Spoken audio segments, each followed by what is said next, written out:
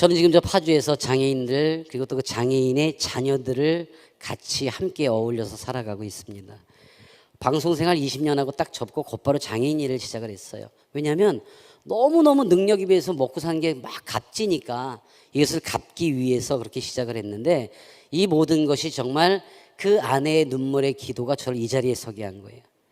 저는 어려서부터 하나님을 만날 수 없는 집안에서 태어났어요. 또 물론 저도 모태신앙이긴 합니다. 모태무당신앙이라고.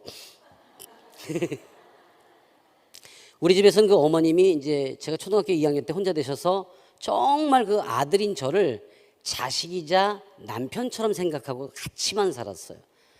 거기다가 어머님이 고생하신 걸 보고 자랐기 때문에 어머님 말씀을 거역할 수도 없었고, 그러니까 자연히 우리 집에서는 무슨 교회 교자, 하나님의 하자만 해도 난리가 납니다. 그래서 우리 집에서는 하품할 때도 이렇게 하면 큰일 나요. 근데 그런 집안에서 저희 아내가 시집을 왔는데, 저희 아내는 뭐 당신 저보다 훨씬 더 유명했던 사람이 이제 피아니스트였었고, 저는 개그맨이었었고, 그래서 그 당시에 유명했던 피아니스트 이미애가 저희 집사람인데, 뭐 그때는 그랬고 지금은 이제 또 그 아내예요. 같은 아내인데 그 기자들이 오죽했으면 그렇게 신문 기사에 냈었어요. 개그맨하고 피아니스트하고 결혼한다니까 바보 온달과 평강공주의 만남 이렇게 해서. 저는 그때 처음 알았어요. 내가 평강공주라는 거를. 바보 같은 여자니까 나한테 시집을 왔겠죠. 근데 우리 집에 시집을 딱 와보니까 얼마나 황당하겠어요. 우리 어머님은 새벽마다 새벽 4시만 되면 한겨울에도 목욕제기 하시고 곱게 머리 빗고, 그리고 우리 집에는 이렇게 그 무당집에 걸려 있을 만한 그 그림들이 있고, 뭐 촛불에 염주에 뭐 그 향에 24시간 자식 잘 되라고 그냥 새벽마다 그 테이프까지 틀어놔요. 그리고 그렇죠. 보리쌀을 줄라냐 쌀을 줄라냐 뭐 이런 거 있잖아요. 밤새 틀어놔요. 근데 그런 집에 이사를 시집을 딱 왔으니 얼마나 황당하겠어요. 왜냐면 저희 집사람은 정말 하나님을 잘 섬기고 믿고, 심지어 자기가 연주회를 하고 앵콜곡이 나오면 꼭 하나님을 찬양하는 곡을 연주하는 정말 신실한 사람인데 얼마나 황당했겠어요.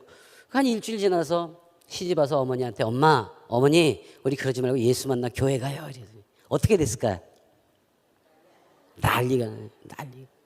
난리 정도가 아니고, 우리 어머님은 나를 뭐로 생각한다고? 남편같이. 그러니까 얘는 첩이야. 어디 첩이 감히. 그 올감이라는 영화에 있었잖아요. 비슷해. 그러니까 곧바로 우리 어머님은 뭐 거칠 것 없이 머리끄댕이부터 잡습니다. 뭐 사정없이 잡아요. 근데 참 나는 그 당시 믿지 않는 사람이고 믿을 수도 없었지만, 전 그때 그 고민과 생각이 뭐냐면, 예수쟁이들은 다 미련 맞은가? 왜냐면 한 일주일 지나면 또 그래. 어머니 우리 교회 가요. 2년이 막. 전 지금도 너무 하나님께 감사한 게 머리숱 많은 여자한테 장가간 거예요. 제가 한 번은 그랬어요. 그래서 너무 답답해서 그러지 마라. 어머님 혼자 자식 홀로 키우시고 이날까지 왔는데 엄청 고생. 우리 어머님은 한여름에도 여기 손에 동상이 걸릴 만큼 고생을 하셨어요. 저 키우느라고. 뭐 제가 방송 시작할 때는 이 뼈 마디마다 썩어 들어가는 희귀병에 걸려서 이렇게 오그라들기 시작했단 말이에요. 그러니까 그걸 보고 자랐으니까 어머님 편이 될 수밖에 없었고, 만에 하나 어머님이 야, 너 나 택할래? 네 마누라 택할래? 뭐라고 그랬겠어요 그때는? 어머님 택할 수밖에 없지. 왜냐면 그때는 하나님이 주신 지혜가 없으니까. 그게 제가 그랬어요. 앞으로 한 번만 더 이렇게 분란 만들면 이혼하자. 처음으로 그랬어요. 그때 입술을 꼭 닫고 더 이상 그 얘기는 그다음부터 없어. 근데 생각해 보세요. 믿지 않는 사람들의 어떤 그게 공통적인 게, 자 아들 딸 잘 낳고, 저는 막 방송에서 승승장구하고 그 새벽마다 어머님이 보리쌀을 줄랑가 하고 있고, 그 저는 그것 때문에 잘 된다고 생각해서. 저는 20년 동안 단 한 번도 방송을 해서 인기가 내려가거나 그 흔한 스캔들 한 번 있었던 적이 없어요. 뭐 예를 들자면은 뭐 도시의 천사들 뭐 기억하시죠? 그것도 제가 한 뭐 4년 5년 뭐 군인들 나오는 동작 그만도 한 3, 4년 했고, 머리 쪼매고 저 이경영 꼬마 신랑 엄마 뭐 이랬던 것도 몇 년. 또 혼자서도 잘해요라는 그 프로가 있어요. 어린이 아침마다 거야 할 거야. 이거 MC를 제가 10년을 했어요. 거기다 요 뉴코어 극장에서 매년 여름방학 겨울방학마다 제 영화가 항상 붙었죠. 홍길동이다 뭐다 해서 항상 붙었어요. 그러니까 20년간 인기가 내려가 본 적이 없었어요. 그러니까 저는 그때도 어머님의 그것이 영향이 있다라는 생각을 했었고, 아무 근심 걱정 없다고 생각해요. 그런데 중요한 것은 미래가 없다라는 미래가. 자, 여러분들은 미래가 있어요, 없어요? 어디에 있어요? 하늘에 있어요. 하나님 만나면 너무 행복해요. 근데 믿지 않는 사람들은 미래가 없으니까 어디다? 자식한테만 미래를 둬요. 그러니까 허건날 우리 어머님은 나 끌고 다니면서 그렇게 저 무당집이나 점집에다 묻는 것도 똑같아. 이 다음에 우리 아들이 커서 뭐가 될까요? 맞춘 놈 하나 못 봤어. 나 목사 된다는 사람이 하나도 없었잖아. 제 아내가 입술을 닫은 대신에 정말 목숨을 걸고 기도를 시작한 것이 어떤 영향이 있었는가? 저는 아무것도 모르는 상태에서 아내가 힘들어하고 이럴 때마다 그런 일을 했었어요. 그냥 누군지는 모르지만 상대는 모르지만 하나님을 모르니까 그냥 어딘가에 앉아서 기도할 때가 있어요. 우리 아들이 칠삭동이었어요. 태어나자마자 인큐베이터에 들어갔는데 병원에서 놓고 나가라고. 얘는 가망이 없다고. 근데 그 아이를 붙들고 병원 복도에서 대상이 누군지 모르지만 우리 아이만 낳게 해주면 내가 착하게 살까요? 근데 우리 아이는 낳았어요. 근데 저는 착하게 안 살았어요. 연예인이랍시고 껄떡거리고 살았겠지요. 이런 일들을 계속 반복했는데 그것은 나는 아무것도 몰랐는데 어느 날인가 잠을 자려고 제가 딱 누웠는데 저는 꿈엔들 생각도 못했던 예수님이란 분이 내 눈앞에 나타나신 거예요. 얼마나 놀랬겠어요. 그 집사람을 옆에 보니까 자고 있는데 깨우려고 하는데 손이 움직이지를 않아. 목소리가 나오지를 않아요. 겁은 나고 너무 겁이 나고 당신 누구요? 그랬더니 그분이 하시는 말씀이 이제 너와 나와의 모든 약속이 끝났다 그러세요.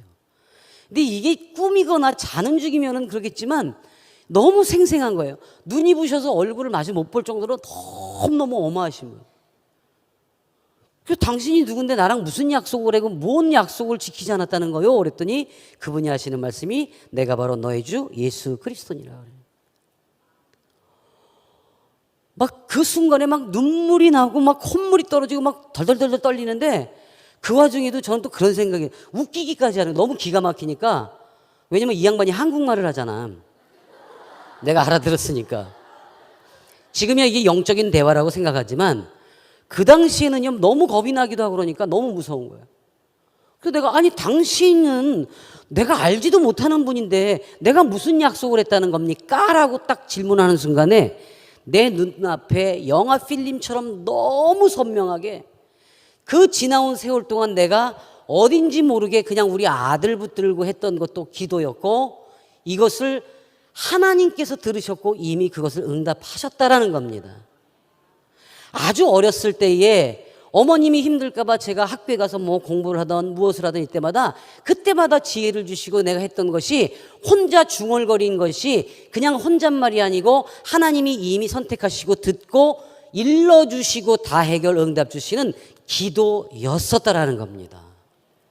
여러분이 살아오시면서 해왔던 모든 것 물론 지금 이 자리에 계신 분들이 기도의 생명을 아시지만 그렇지 못한 분들께도 꼭 전해야 되는 것이 지금 이 순간에도 그들을 향해서 하나님은 계속 기도하기를 듣기를 원하고 계시는 걸 믿으시기 바랍니다. 전하셔야 돼요. 이게요 내가 살아오면서 그럼 지금까지 방송국에서도 그렇게 잘 되고 뭐 했던 거 이런 게 모든 게 그때마다 하나님이 간섭을 해주셨구나. 근데 나는 그것을 약속을 지켜본 적이 없는 정말 죽어 마땅한 사람인 거예요. 근데 그 순간에 우리 엄마가 탁 떠오르는 거예요. 그래서 제가 따졌어요. 나 예수님하고 싸운 사람이야? 따졌어. 도대체 당신네들 종교는 무슨 종교길래 내가 만약에 교회 가면 우리 어머니 돌아가신다. 당신네 종교는 불효자식 만드는 종교로 따졌어요. 그때 그분이 하시는 말씀이 어찌하여 네가 그것까지 염려하느냐 그러세요. 좋습니다. 어머님이 허락하면 못 갈 게 없죠. 그 순간에 그분께서 제 온몸에 정말 제 온몸에 막 이만하게 막 한 30cm씩 막 혹이 붉어져 있는 것들을 한 손으로 이렇게 어루만지시면서 이제 이것이 너와 나와의 마지막 약속이다. 정말 이게 온데간데 없어지고 깜짝 놀라서 이제 일어나가지고 집사람 막 깨웠어. 얼마나 놀랬겠어요 생시에. 그러니까 집사람이 일어났는데 내가 뭐 땀 눈물 콧물 흘리고 있으니까 놀래가지고 왜 그러냐고. 근데 좀 더 뻥을 섞어야 더 놀랄 것 같아. 그래갖고 내가 자려고 누웠는데 예수라는 분이 나타나서 내 배에 올라타고 목을 조르면서 너 이놈의 새끼 교환 가면 죽여버릴 거야 막 이랬다고. 협박했다고. 근데 저희 집사람이 굉장히 착해요. 그럼 평상시 이런 얘기를 했으면 저를 딱 떠다밀고 나한테 자기야 요즘에 정말 피곤한 게 많아 바빠서 그랬어 헛것을 봤어. 왜냐면 너무 무섭고 두려우니까 그 소리가 필요했는데 오히려 그 소리를 했더니 나를 탁 떠다밀더니 침대 밑에 내려서 무릎을 꿇더니 펑펑 우는 바닥을 치면서 우는 거야. 그러면서 하나님 감사합니다. 하나님 이제 우리 가족을 구원하셨습니다. 막 펑펑 우는 그 밤 새벽에 막 소리를 지르고 남편 죽게 생겼다는데 그렇게 막 감사하다고. 그래서 야 보험을 많이 늘어났나 이 생각까지 했어요. 나중에 안 사실이지만 어머니께 머리끄댕이 잡히고 남편한테 핍박받고 이혼하자는 소리 듣고 입술을 닫은 대신에 그 지나온 7년이라는 세월 동안 밤이면 밤마다 목욕탕에 들어가서 수돗물을 틀어놓고 무릎에 피멍이 들고 피가 나도록 기도를 했다는 거예요.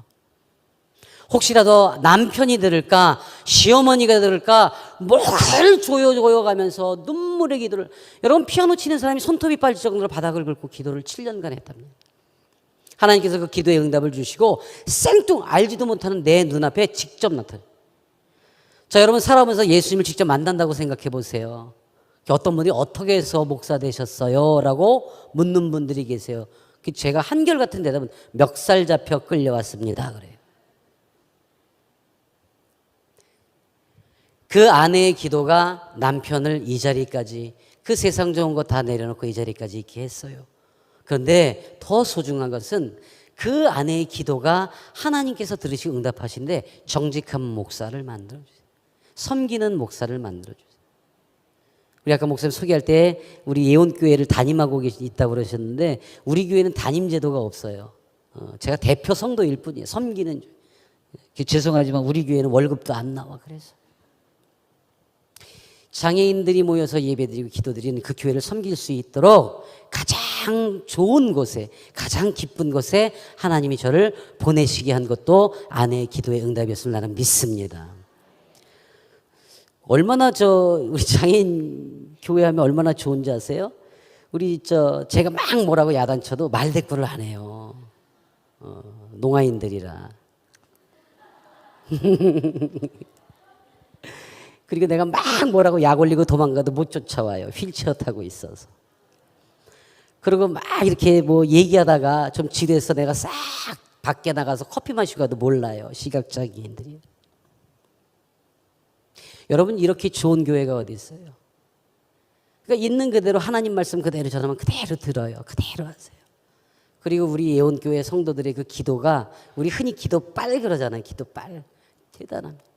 그 장애인들이 몸부림치면서 기도하는 그 모습은 이래 말할 수 없어요.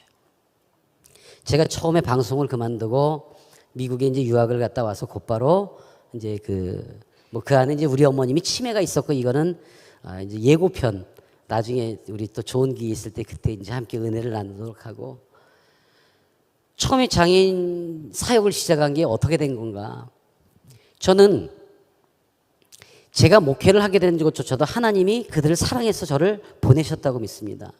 또 연예인이 된 것조차도 내가 잘나서 잘해서가 아니라 하나님께서 지금 이렇게 쓰시려고 연예인을 만들었다. 지금은 그렇게 생각을 하고 있어요. 장애인들은 태어나면서부터 마음에 상처가 있죠. 근데 더 깊은 상처가 뭐냐면 같이 가족들과 살다가 형제자매 중에서 누군가 시집 장가를 갈 때가 되면 그때서야 시설로 보내요. 그러니까 가족한테 버림받았다는 생각 때문에 마음 문을 잠고 절대 열지를 않아요. 어떤 사람이어도 어떤 목사님이 가셔도 절대 마음 문을 안 열어요. 근데 이제 제가 가면 텔레비전에서 본 사람이 왔단 말이에요. 그럼 내가 누군지 알겠냐? 그럼 안 돼요. 나는 당신을 모르지만 하나님께서 당신을 너무 사랑하셔서 나를 이렇게 심부름 보냈다. 하나님이 자기를 아니. 그런다고. 그럼 내가 여기 어떻게 왔냐고. 그럼 막 너무 신기하죠. 막 이렇게 만져도 보고 손도 만져보고 그래요. 개그맨이었으니까 얼마나 우스웠겠어. 그럼 막 만져요. 그럼 제가 손을 잡고 우리 같이 기도할래요? 그러면 기도해달래요. 그러면 싹 끌어안아요. 하나님 아버지 감사합니다. 기도가 되겠어요? 안 돼. 하나님 아버지 감사합니다. 그때도 눈물이 터져요. 나도 울고 이 사람은 그동안에 서러웠던 거, 가족들을 원망했던 거, 하나님을 원망했던 거, 그게 막 터지니까 막 둘이 붙들고 엉엉 울어요. 한 20분 30분 그냥 하나님 감사합니다 그러고 울어요.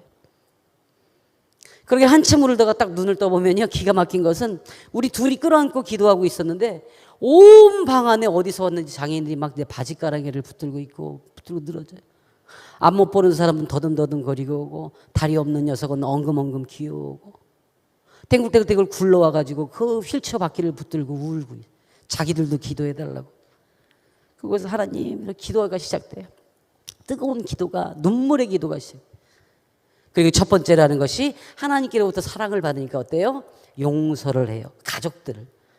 그러니까 가족들을 원망하니까 그 시설에 일주일에 한 번 오던 거, 와 오지 마 어쩌고저쩌고, 그러니까 한 달에 한 번 오다가 6개월에 한 번 오다가 1년에 한 번 오다가 안 와요.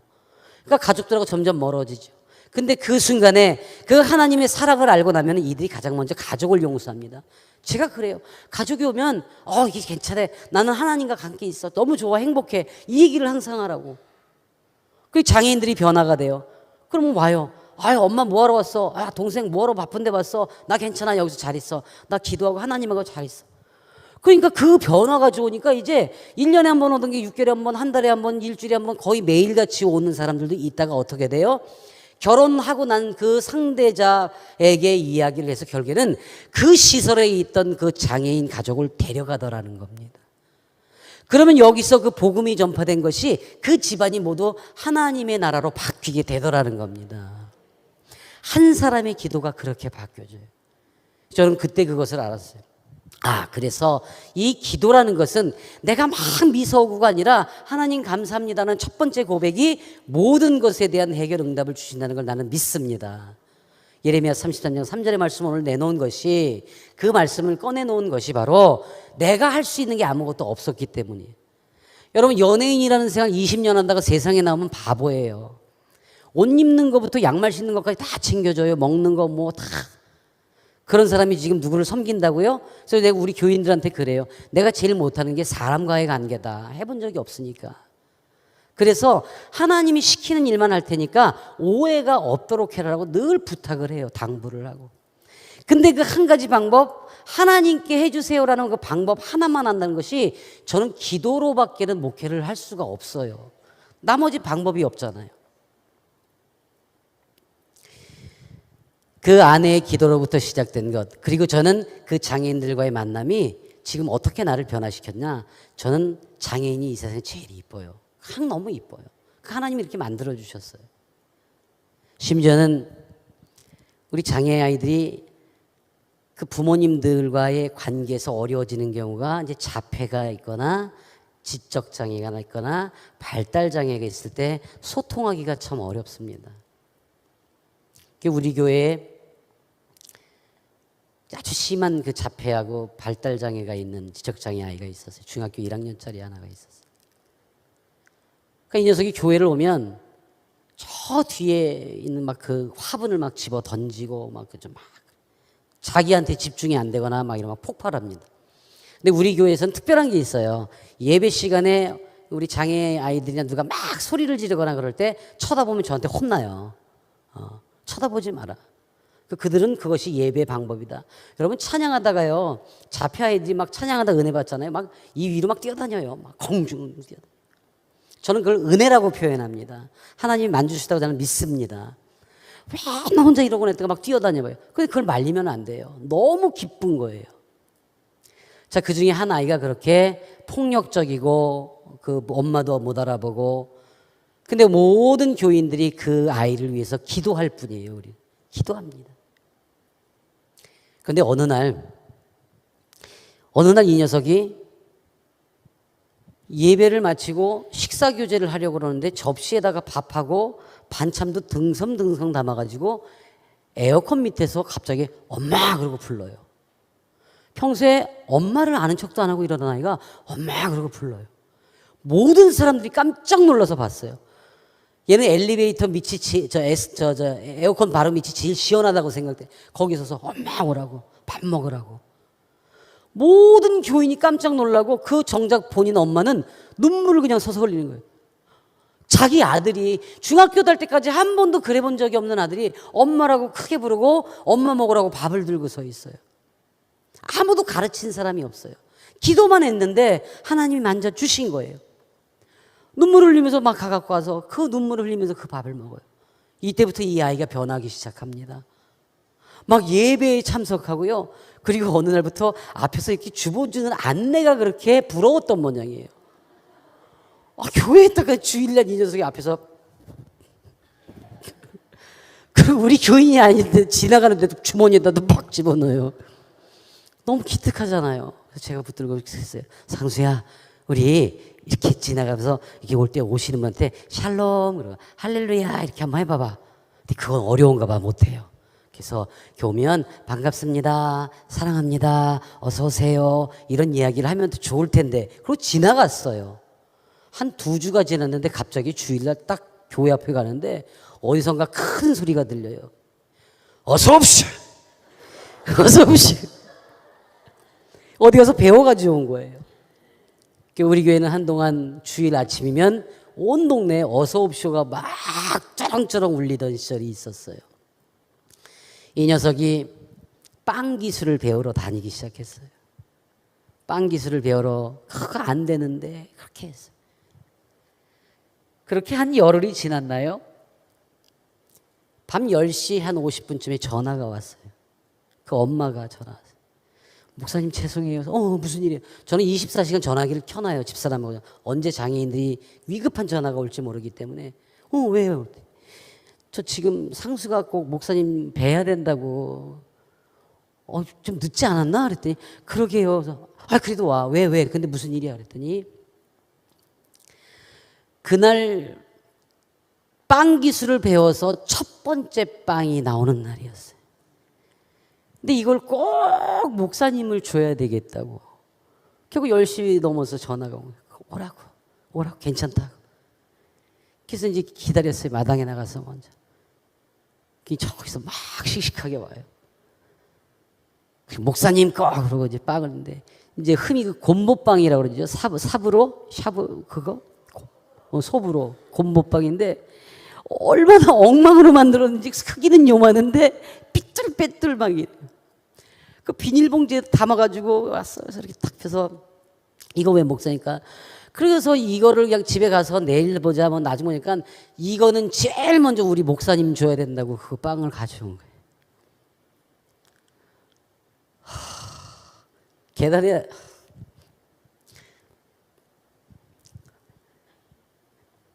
계단에 앉아서 이걸 탁 깨보는데, 와, 이게 하나님이 내주신 만나인가? 세상에서 먹어보지 못한 맛이 탁 들어오는 거예요. 그걸 딱 먹는 순간에 이 세상에서 이렇게 행복한 목사 있을까? 밤 11시에 엄마도 못 알아보고 아무도 알아보지 못하던 아이가 빵 만들어서 제일 먼저 1호 빵을 목사님이 갖다 드리러 왔는데 그걸 나는 지금 먹고 있는데 막 눈물이 나는 거예요. 그래서 지금도 그게 벌써 5년이 됐는데 지금도 너무 생생해요. 그 녀석은 지금 제빵을 배우겠다고 지금 대학까지 들어갔어요. 사랑하는 여러분, 기도가 어미의 기도와 함께하는 사람들의 기도와 그 얄궂지 못한 이 목사의 기도가 하나님의 마음을 흔들으셔서 아무것도 할 수 없는 아이가 지금은 그 멋진 그 셰프 모자 쓰고 제빵사가 되고 있어요. 이것은 오직 기도의 능력이요 하나님의 인도하심이요 이루어주신 것을 믿습니다. 저는 이 감동을 먹고 살아요. 매일같이 이 감동을 먹고 살아요. 여러분 24시간 내내 이런 감동이 있다면 목사들 사례비 무슨 성도들의 어떤 교회 이거하고 관계없이 살아갈 수 있어요. 그 기쁨은 이루 말할 수 없어요.